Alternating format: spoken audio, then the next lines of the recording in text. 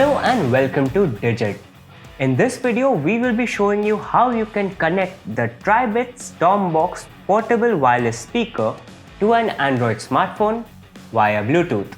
All you need to begin is the Tribit speaker, the user manual, and an Android smartphone.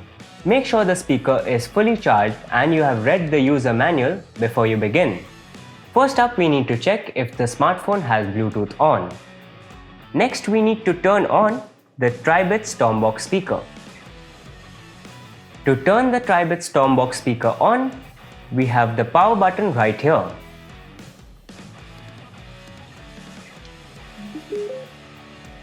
If this is the first time you are powering on the device, it will go into pairing mode automatically.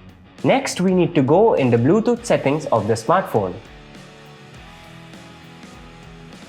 As you can see, the Tribit Stormbox is in our list of available devices. Click on it to begin the pairing process. And there you have it. The Tribit Stormbox is connected and in use for calls and media playback. We can also see that the battery level is at 80%. Thank you for watching.